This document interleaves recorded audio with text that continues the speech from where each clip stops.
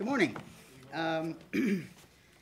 QO Plus is located in McLean, Virginia, but we have a laboratory at Cal Poly San Luis Obispo in California.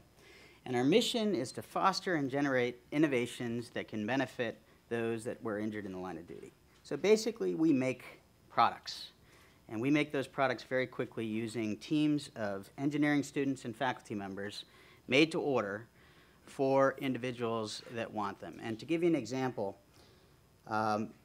those products are given to us by mostly the veterans themselves. In some cases, it comes from the caregiver or the loved ones or the family members. We will take them from anywhere, but they are basically designed to allow them to do the things that they have always wanted to do that maybe their injury is preventing them from doing it. So an example is surfing.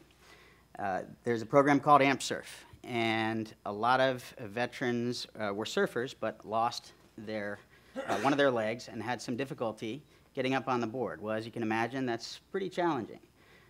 They need special prostheses that allow them to stick to the board to be able to surf.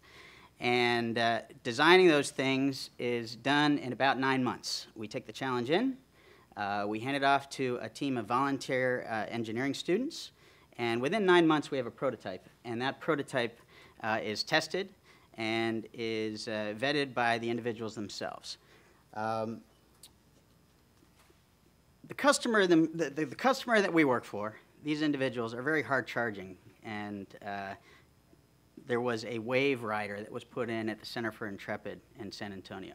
And I think it took about 3 days before they were having distance contests on how far they could jump into the pool.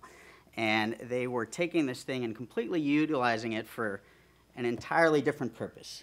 A lot of the people we serve are adrenaline junkies. They want to do high adventure sports. They want to rock climb. They want to do extreme sports. And there's not the equipment out there to allow them to do that. We went down to Little Creek at one of the SEAL training bases, and I watched an active duty SEAL who had lost his leg above the knee go through the big O course, go through the small O course, and he got to the second to the last element. And these courses are not easy. This is SEAL training. And when he got to the third to the last element, and he was doing a hand-over-hand rope climb, his prosthetic leg fell off. And it wasn't because he didn't want to do this, or he wasn't capable of doing it, but his gear wasn't capable of allowing him to do it. And so one of the things that we really try to address is making that gear better. And by designing a better socket to keep a prosthesis on that can withstand the rigors of what SEALs will put it through, it's going to make a better socket for everybody. And the collaborative experience and working with their peers, who are these students, and examining the problem and taking on the problem and encouraging them to break it, because if they break it, it's going to have to be built better and stronger to be able to withstand the rigors that SEALs and a lot of these special forces people will put it through. So this increases their confidence, because, as you can imagine, doing a hand-over-hand rope climb and losing your leg can really affect your confidence. If the gear doesn't do what it's supposed to do, you can't do what you want to do. And so we have taken on a lot of other challenges. I was at the Center for the Intrepid and met a gentleman who had lost his arm above the elbow. And he was sitting there going through a training exercise where he had to fly a little car through some gates. He was trying to keep his nerves active so that he could be fitted for a prosthesis and be able to operate it with his nerves.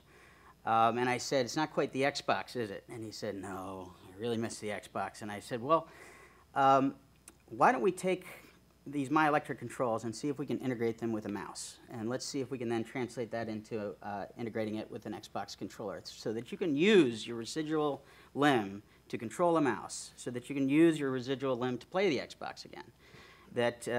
And that, by its nature, will train your nerves to stay alive and to operate your prosthesis better." Those are some examples of the types of innovations that we take on. When we first started, we had 9 projects our first year. We're only 2.5 years old. The next year, we had 26 challenges that were brought to us. And the demand is huge. The medical devices out there and the assistive technologies out there are not where they need to be. So anyway, thank you for having me, and we welcome challenges.